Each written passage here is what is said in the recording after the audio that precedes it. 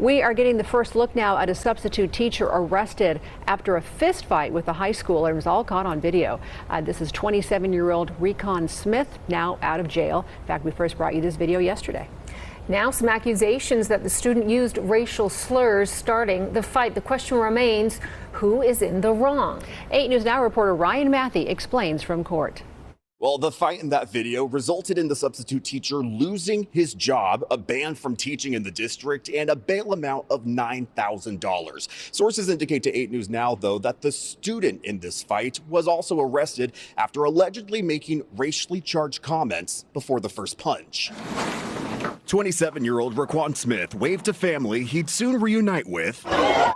Roughly a day after this video showing him hitting a student to the ground and continuing to fight until other students separated them. This at Valley High School in the East Valley, where school district police confirm he was a substitute teacher at since November. Sources tell 8 News Now that the student's use of the N-word fueled the flames of the fight. And this seems to be sort of a unique situation. But bail was dropped and Smith was set free on Friday. The judge citing a lacking criminal history and deeming no flight risk. If it had not been the teacher who was in this altercation, it would have been another student. Khalif Fox Miller is president of the Nevada PTA, who's not yet pointing the finger at either side. Does it make any difference that this was a substitute teacher involved? I think it makes a difference in the training. Her concern is not enough de-escalation training amongst educators for situations like this with educators that have only a handful of teaching experience. This just the most recent altercation caught on camera between adult and student on or near a CCSD campus. This is not just a school problem, it's all of our problem. I think we all feel a little bit of failure from this. Sources indicate that the student is recovering at a local hospital and that his proceedings will go through the juvenile court system rather than the adult system. That is why we are unable to report his identity as of now. Reporting from the Regional Justice Center, Ryan Matthey, 8 News Now. This is why a man should never move based on his emotions. Let's put aside who's in the right, who's in the wrong for a second. In fact, let's not even debate that at all. Let's acknowledge who lost. Right or wrong, by not responding appropriately to his emotions, the teacher lost. He lost his job. He lost his ability to teach in the district. He lost his good name. He might have to change his name in order to pursue a different career field going forward.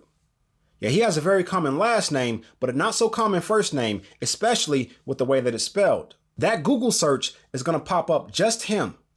In fact, let me do that to see. Okay, so I just did the Google. And what we have here is a Roquan Smith at the top, famous football player. Looks like a bunch of Raekwons with the more popular spelling after the Wu-Tang member. But that's Google trying to auto-correct the name. But when it searches his name or his spelling of the name, he's the only person that pops up. And there's nothing flattering about him, just this one incident that will overshadow anything positive that he has done up to this point in his life.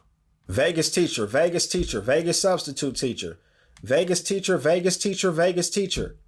Just this one incident. Okay, he played ball. He's 6'7". In 2019 NBA draft, he went undrafted. That actually plays into a different topic I wrote an essay on. But as you can see, you have to click more results and scroll all the way down to the bottom just to even find out that he played ball.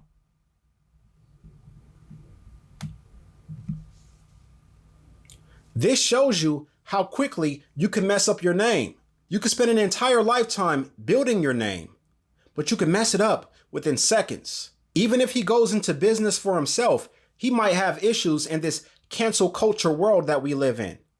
All it takes is for one PTA mom to go into his coffee shop, into his fitness gym, etc., and recognize him as the teacher that beat up that kid. And next thing you know, a whole bunch of online groups got a hold of it and they're running with it. And now the business has a bad name. So again, we can see that he has clearly lost his good name. And it trickles down. At 27 years old, it's not outside the norm to believe that he has a special young lady, maybe a child, maybe they have a place together. What's that phone call like? You have a collect call from Clark County Detention Center. Hello? Yeah, baby, what's up? I lost my job today. Wow, what happened? What went down? I beat up a student. What, he attacked you or something? No, he called me a nigga. Does that sound like the type of man a woman should be following?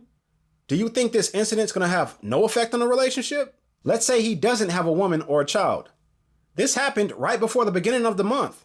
Rent due, other bills due. Now you have to try and incorporate lawyer fees into an already tight budget? And teachers don't get paid well enough as it is, and he was a sub? If he doesn't have an immediate backup plan, which a lot of men, especially at his age, don't, he's gonna lose some of the things that he worked hard to attain also. Not to mention, he could be sued for some of the assets he does have. As the news reported, the student was still in the hospital the next day. That's medical bills.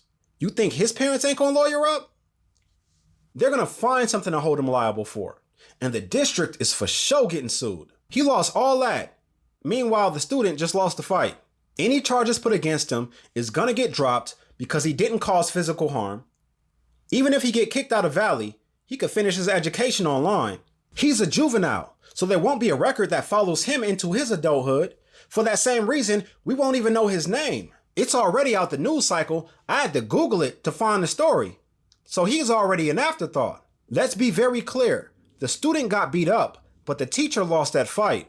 And it should have never happened, because he should have never been that emotionally charged. Not only is it a very bad look for a 27-year-old, 6'7" teacher to be fighting somebody that's at least a decade younger than them, but when you boil it down and realize that it's a result of being called a name, it sounds incredibly weak. I don't even remember the last time somebody called me the N-word. Not because it's happened so much, but because it's happened so few times. I remember laughing at this elderly white woman after she called me that once.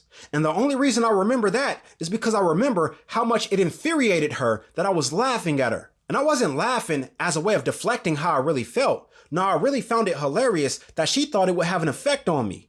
Like it was the 60s or something. And that's how you should handle that situation. Not just with that word, but with any word. Because when you allow words to throw you off your square, then you're allowing someone else to control you. They control whether you have a good day or not. They control whether you get your work done or not. They will be able to get a rise out of you whenever they want to, all for their amusement. And that's incredibly weak on your part. No, we gotta laugh that off. We gotta ignore that. We gotta keep pushing. When they're begging for that attention and you don't give it, it infuriates them. And when they see they have no effect on you, they give up. Because nothing will hurt someone who doesn't like you more than your success. That'll kill them inside. So they ain't trying to stick around for that. But when you don't ignore it, a negative outcome awaits. If I woke up today thinking about how I can achieve this or that, how I can be more efficient in this or that, how I can better utilize this or that, and 2 hours later, I'm sitting in a cell. Or even if I'm free, but now I'm spending my time thinking about a freaking nobody who called me a name instead of putting my earlier thoughts into action, now I just lost a day of production. Therefore, I just lost a day of my life. And it's because I moved on my emotions. And I don't say this on some, oh, you need to always turn the other cheek type ish. No, I say this because you need to always be thinking ahead. That's the logical way of thinking. I'm sure there's a million other high school teachers, especially subs, that wanted to put their hands on students. He is not the first, nor will he be the last to be called outside of his name, to be called a racial slur, to be put in a defensive position. But we don't read about this every day because the vast majority show the type of restraint, maturity, and discipline that's needed to be successful in those situations. They could really want to put their hands on a student, but they know the ramifications. So they in their head like, man, I really want to beat them. But I can't do that because if I do that, I'm gonna lose my job. I done worked too hard for everything I got. Sheila, she not gonna be happy if we had to sell the house. Not only that, I done helped Mirabelle and Josh and Christopher and Crystal get this far. I done known them since they was freshmen. They used to come to my class when they was having issues with other teachers and they about to graduate. And I really want to be here to help them through that. Help them through these last, month of class, last few days, whatever.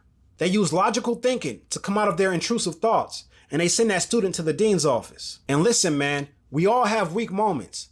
We all have those moments where we act outside of ourselves. And I'm sure this was that type of moment. But unfortunately for him, it's gonna have a lasting impact. And this is why we have to use his situation as an example to teach others. Now, I hope for his sake that he is able to get back on track.